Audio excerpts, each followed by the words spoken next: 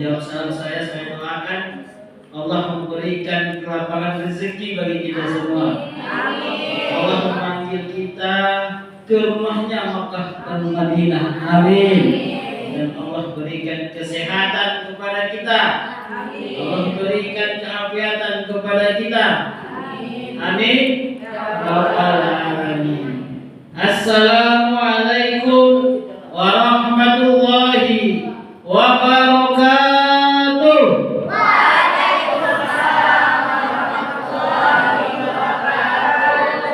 Alhamdulillah. Dan dengar jawab salam luar biasa. Alhamdulillahillazi hadana li hadza wa ma kunna linahtadiya laula an hadana Allah. May yahdihillahu fala mudilla lahu wa ma yudlil fala hadiya lahu. Asyhadu an la ilaha illallah wahdahu la syarika lahu wa asyhadu anna Muhammadan abduhu wa rasuluhu allazi la nabiyya ba'dahu. Allahumma salli wa sallim ala Sayyidina Muhammadin salatan tunjina biha hajjah wal umratah fi baitikal haram wa jaradu ala Sayyidina Muhammadin afdalus salatu wassalam bisihah wa afiyah wa bulugil maram. Walhamdulillahi rabbil alamin. Yang kami hormati, salam ta'zim hamba kepada orang tua kami, ibu-ibu calon penghuni surga. Amin. Amin ya rabbal alamin. Salam ta'zim hamba kepada ketua panitia sekaligus ketua perwiritan ibu-ibu pengajian Ar-Rahimin di komplek yang kita cintai ini. Sangat luar biasa mempersiapkan segala agendanya, mulai dari pembentukan panitia, selanjutnya mencari donasi, donatur, mana-mana luar biasa. Kita doakan supaya ketua panitia sehat selalu, diberikan rezekinya, disayang suaminya. Amin. Ya Rabbal alamin. Begitu juga dengan ibu-ibu semua. Allah berikan kesehatan. Amin. Allah berikan keafiatan dan kita disayang suaminya walaupun jauh ya Bu ya. Amin ya Rabbal alamin.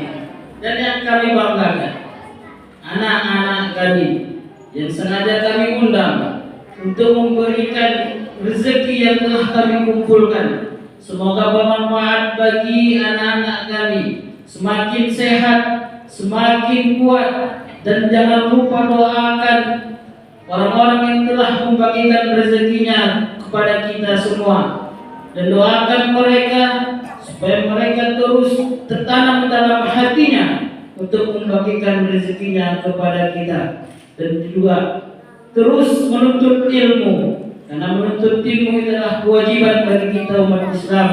Utlubul ilma. Tuntutlah ilmu itu minal mahdi ilal lahdi, dari buaya sampai ke liang lahat. Ilmu yang bagaimana? Ilmu yang mendekatkan diri kita kepada Allah Subhanahu wa ta'ala. Amin. Amin ya rabbal alamin. Orang tua kami yang dirahmati Allah Subhanahu wa ta'ala, kita kenal Umar bin Khattab, Bu? Bu, yang di belakang. Bu, siapa yang Bu? Kenal Umar bin Khattab, Bu? Umar bin Khattab, sahabat Rasulullah SAW yang begitu tegas menjalankan dakwah. Amar ma'ruf nahi munkar, dia tegas semua. Menyampaikan dakwah tegas, keras. Itulah sifat daripada Umar bin Khattab. Jangan kepada manusia, malaikat sendiri pun dibentaknya. Malaikat sendiri dibentaknya, Bu. Umar bin Khattab jika menyampaikan dakwah tegas, dikemas semua. Amar ma'ruf nahi munkar dia sampaikan. ketika ada istrinya menyampaikan dakwah. Saat ini gini lah, di Masjid Nabawi dia menyampaikan ceramah, tiba-tiba dia lihat ada istrinya di situ. Ada istrinya yang tegas tadi, yang kuat suaranya tadi, orang menggetar mendengar suaranya. Ketika ada istrinya pelan suaranya, pelan saja. Ada panglima rupanya di sini. Ada yang lebih ditakutinya. Kalau manusia semua di sini tak ada yang ditakutinya. Rupanya istrinya di situ. Itulah Umar bin Khattab menghargai seorang wanita. Jamaah yang dirahmati Allah Subhanahu wa taala, para orang tua kami, kita tadi telah mendengar bacaan yang sangat indah dari Qori Ahadina. Luar biasa rupanya ini memiliki suara yang terpendam, bukan suara hati. Suara emas yang jarang-jarang keluar. Qori kita tadi membacakan ayat surah Al-Isra ayat 7. Ayat 7. Kalau orang Mandiri bacanya 7. Ayat 7. A'udzubillahi minasyaitonir rajim. Bismillahirrahmanirrahim. In ahsantum li anfusikum wa in asatum falaha. Wa idza jaa wa'dul akhirati liyasha'u wujuhakum wa liyadkhulul masjida kama dakhaluhu awwala marratin wa litubarri'u ma'alau tasbira, yang mana artinya jika berbuat baik berarti kamu telah berbuat baik untuk dirimu sendiri. Jika kamu berbuat jahat, kejahatan itu kembali kepada dirimu sendiri. Ayat ini kita potong. Ada sebuah kisah ibu-ibu. Dalam ayat ini terkandung sebuah kisah yang sangat menarik. Di zaman tabi'in ada seorang ibu-ibu yang gemar memberikan sedekah. Setiap pagi ibu-ibu, maksudnya seorang ibu ini membuat sarapan roti. Kalau waktu kami dulu pagi-pagi itu waktu di Turki, ini di Turki lah kita buat tempatnya ya, untuk ambil kiri.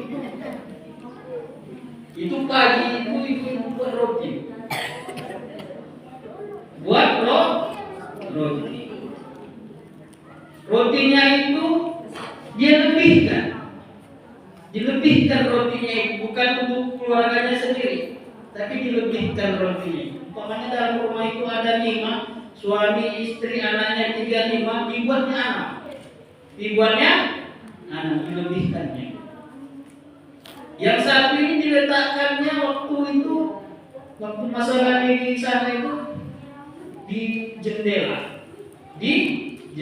Ada tempat keranjang roti, diletakkan di situ roti di jendela.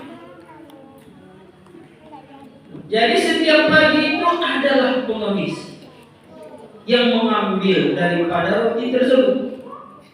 Setiap pagi, setiap dia mengambil hari pertama, apa yang menjadi kebaikan akan kembali kepada dirimu. Apa yang menjadi kejahatan akan kembali kepada dirimu. Begitu kata pengemis ini tadi. Heran itu. Besoknya dia ulangi, begitulah. Dibuat roti anak, taruhnya satu di keranjang roti.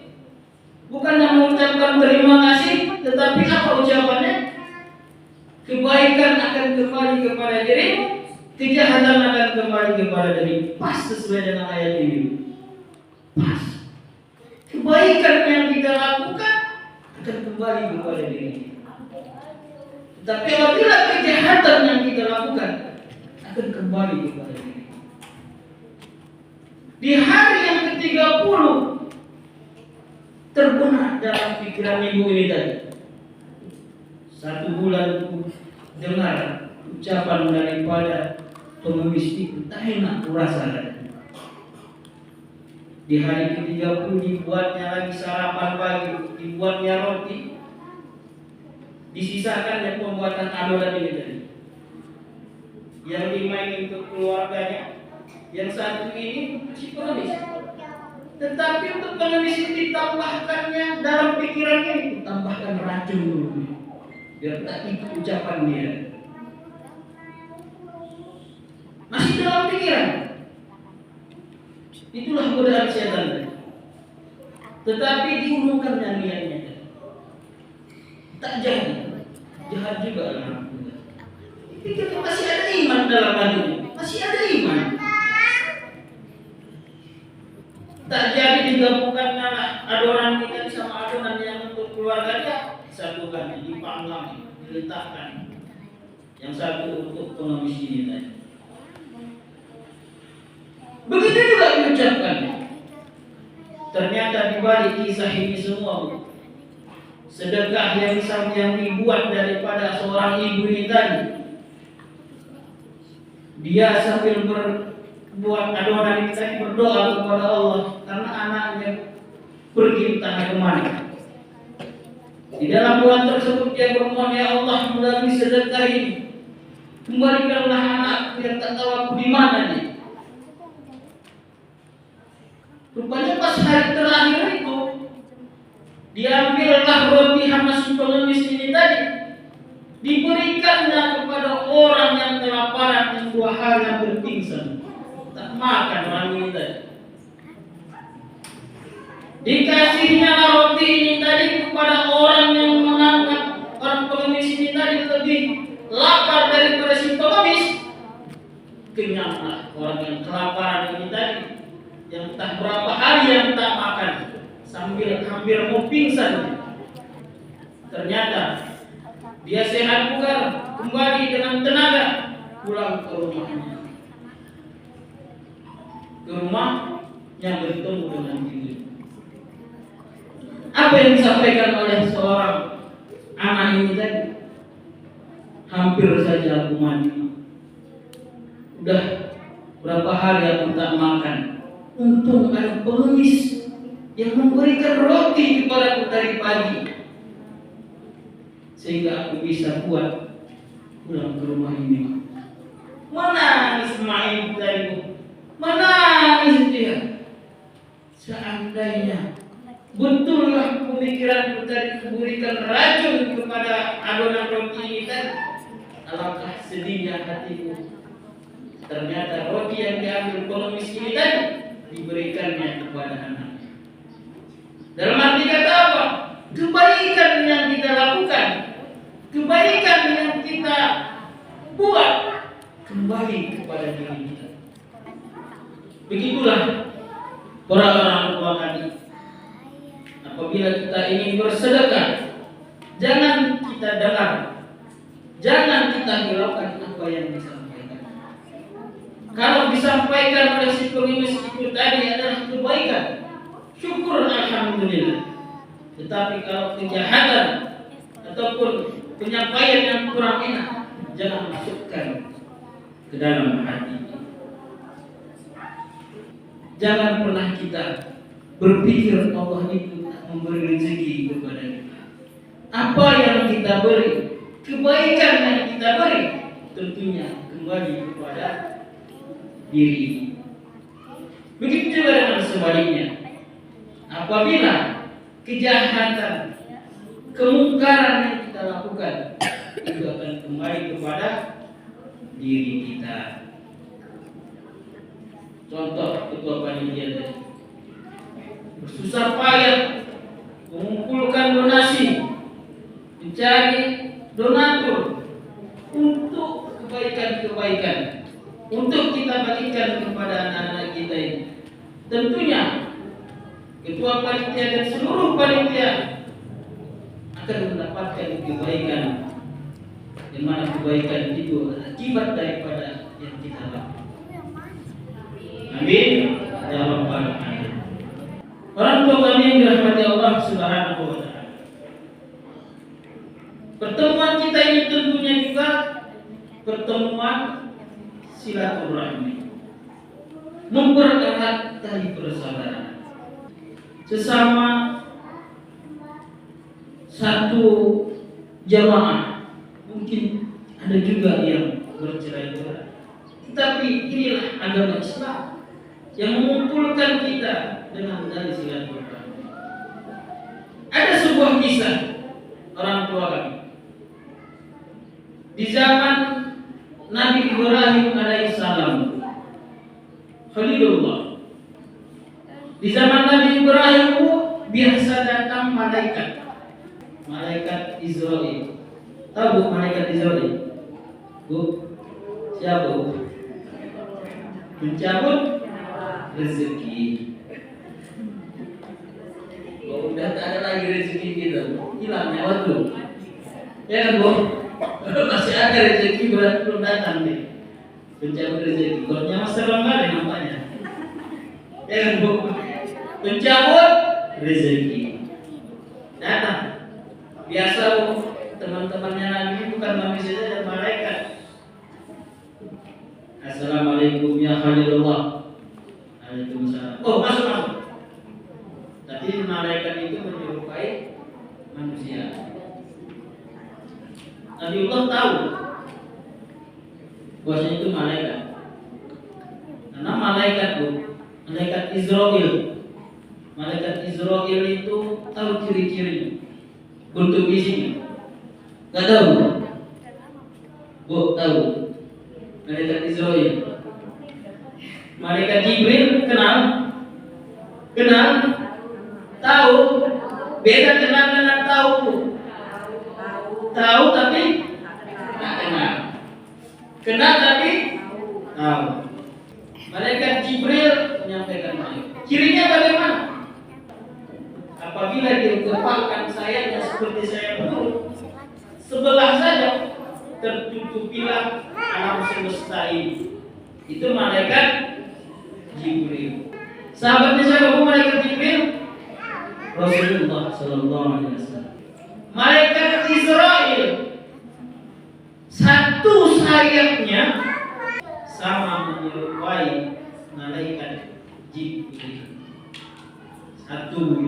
Kalau kita hitung sayap malaikat Jibril sebelah 70.000 malaikat Jibril apabila ditempatkan sayap yang menutupi alam semesta ini sebelahnya, malaikat Israel hanya baru satu bulu saja.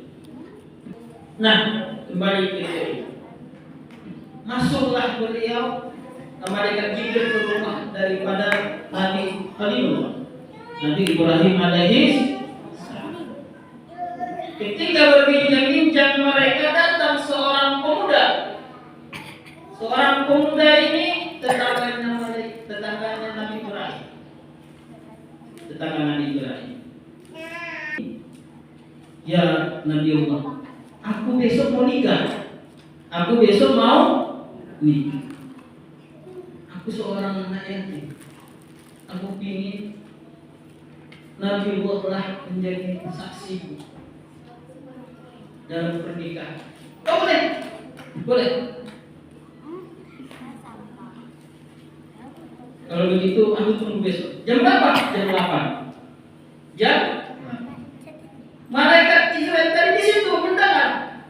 Rupanya malaikat Israel ini tadi kemana-mana bawa buku catatan. Nama-nama yang akan dicabut rezekinya. Dicabut rezekinya. Setelah pulang si pemuda ini tadi, malaikat Israel menyampaikan kepada Nabi Ibrahim, ya Khalilullah, ya Nabi Allah, kata malaikat Israel. Menurut catatanku, pemuda ini jam 12 nanti malam meninggal.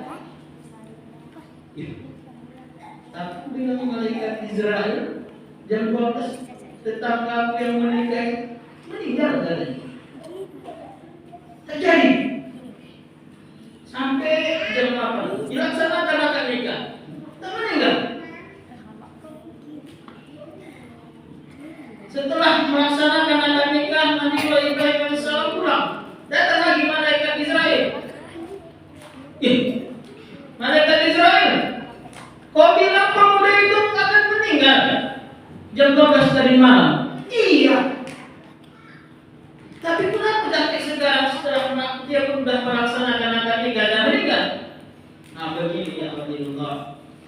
Pemuda tadi itu yang kemarin datang ke rumah ini tadi, setelah dia datang ke rumah ini menyampaikan hajat dia tadi, dia datang ke saudara-saudaranya, dia datang ke tetangga-tetangganya bersilaturahmi, menyampaikan hajat dia tadi. Akibat dan musabab silaturahmi itulah ya Allah dipanjangkan umurnya. Begitulah dengan kita para orang tua kami. Kita selalu bersilaturahmi, memanjangkan terutama umur kita, memberikan kepada kita faedah yang sangat luar biasa hanya dengan bersilaturahmi saja. Untuk itu bersyukur kita yang berada di komplek ini terus menerus menyambung tali silaturahmi. Kita hiraukan ataupun kita rangkul orang-orang yang mungkin jauh daripada silaturahmi tersebut. Adanya kegiatan milad ini tadi menggambarkan kepada kita bahwasanya setiap kegiatan yang ada di komplek ini hubungannya adalah silaturahmi. Sesuai dengan tema kita tadi, tema yang disampaikan kepada saya hablum minallah dan hablum minannas. Berbicara dengan hablum minallah, Allah kembali kita kepada Allah Subhanahu wa taala. Tak perlu disampaikan lagi. Itu sudah kewajiban kepada kita. Kewajiban yang Allah berikan kepada kita. Hablum minallah, salat itu wajib bagi kita. Puasa, zakat, apa lagi? Kalau syahadat sudah. Waktu lahir saja kita sudah disyahadatkan, sudah diazankan dan sudah dikomatkan. Haji bagi yang mampu. Itu ada kata bagi. Wajib bagi yang mampu. Bukan yang mampu bagaimana? Mampu dia. Bukan karena orang kaya, bukan orang miskin, tapi dia mampu. Itu sudah hablum minallah. Mendekatkan diri kepada Allah. Ya ayyuhallazina amanu taqullaha haqqa tuqatih wa la tamutunna illa wa antum muslimun. Semakin kita mengerjakan kewajiban kita kepada Allah Subhanahu wa taala, semakin takwa kita kepada Allah Subhanahu wa taala. Apa takwa tersebut? Takut kepada Allah. Takut. Kenapa takut? Ya, karena ada kesalahan kita. Kita ini letak salah, letaknya hilang manusia ini tadi. Al-khata' wa nisyan wa sifatan lil-insan. Kita manusia ini adalah letaknya daripada kesalahan. Kalau kita tak pernah salah, kita tak mungkin mengharapkan maghfirah daripada Allah Subhanahu wa taala. Kita mungkin tak ada Tuhan. Karena kesalahanlah kita harus mendekatkan diri kepada Allah Subhanahu wa taala. Terutama kesalahan kepada suami. Hilang kita sama suami tadi. Itu udah salah. Banyak kesalahan-kesalahan ini. Lalai kita mengerjakan sholat. Lalai. Walaupun lalai orang tua kami, kewajiban kita kepada Allah Subhanahu wa taala kita kerjakan. Kenapa kita kerjakan? Karena kita takut kepada Allah Subhanahu wa taala.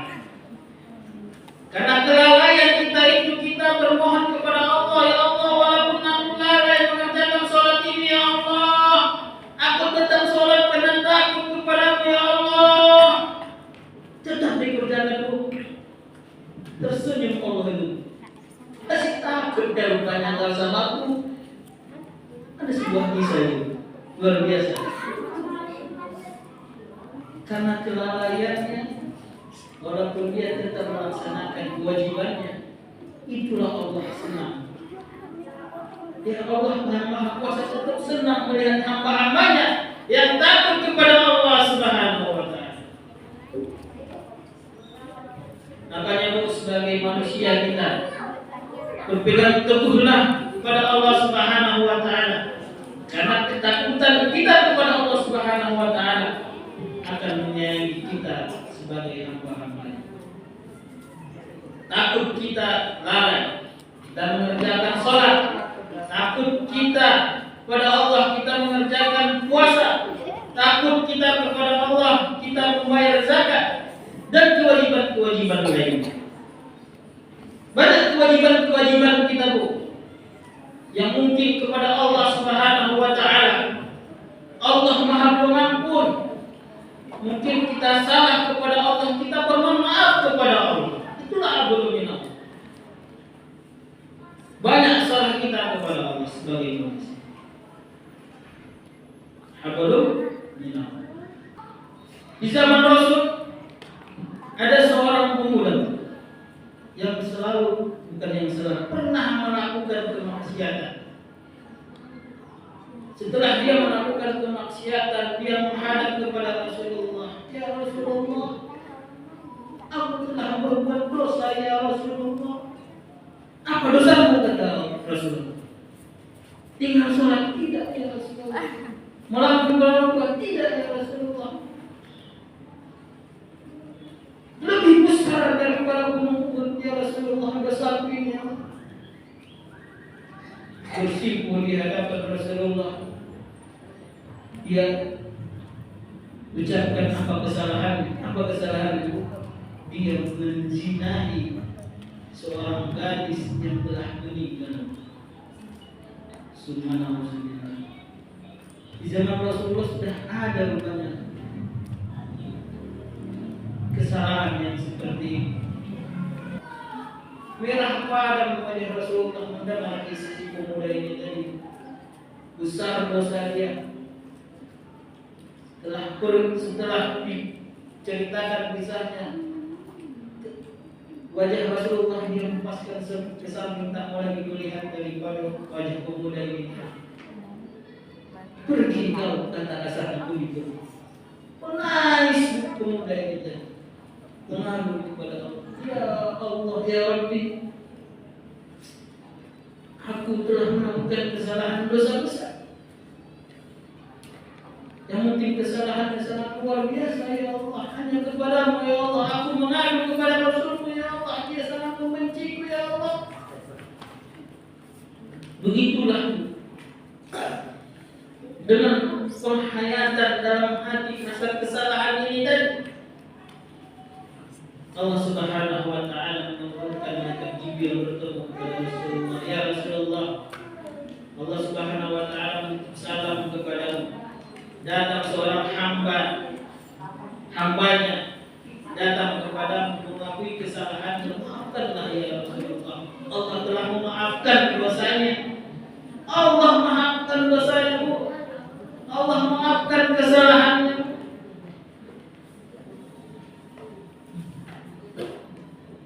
Pemuda tadi yang entah kemana larinya dicari oleh utusan Rasulullah SAW dan mengatakan bahwasanya dosanya telah diampunkan, baru tangisannya berhenti. Ketika si pemuda ini tadi diajak untuk bertemu dengan Rasulullah SAW dan Rasulullah saat itu masih dalam keadaan melaksanakan sholat, datanglah mereka untuk mengikut daripada sholat tersebut. Waktu ayat mengatakan hatta zurtumul maqabir, sehingga masuklah dalam manusia dalam kubur, meninggallah pemuda ini tadi dalam keadaan husnul khatimah. Begitulah kita orang tua kan. Kalau ada kesalahan kita, dengan penuh penghayatan kita kepada Allah Subhanahu wa Ta'ala, akui kesalahan kita, akui kesalahan kita kepada Allah Subhanahu wa Ta'ala. Itulah yang menggunakan hablum minallah tadi. karena takut akan nerakanya Allah Subhanahu wa taala. Karena takut atas kuasanya Allah Subhanahu wa taala. Kita sebagai manusia yang banyak kesalahan, bermohonlah kepada Allah agar dosa-dosa kita, kesalahan kita diampunkan oleh Allah Subhanahu wa taala. Hablum minan nas ini sungguh berat. Sungguh berat. Apalagi telah adanya pertikaian antara anak dan orang tua, antara suami dan istri, antara jiran dan tetangga. Bukan tak pernah terjadi antara abang dan adik, pasti pernah terjadi. Tetapi untuk hablum minan nas ini menghubungkan tali silaturahminya kembali berat rasanya. Tetapi harus dilaksanakan. Harus dilaksanakan. Hablum minan nas. Ketika kita masih sehat, masih diberikan Allah Subhanahu wa taala kehidupan, terus selalu sambung tali silaturahmi ini tadi. Jangan pernah putus walaupun ada pertikaian di antara kita, antara saudara-saudara kita dan jiran tetangga lebih utama. Jangan sampai terputus. Selagi kita masih hidup, kita sambungkan tali silaturahmi terus menerus. Faedahnya jangan usah tanya faedah lagi, sudah sangat kita ketahui apa faedah daripada tali silaturahmi tadi. Yang penting hablum minan nas kita harus semakin erat karena adanya milad kita ini tadi.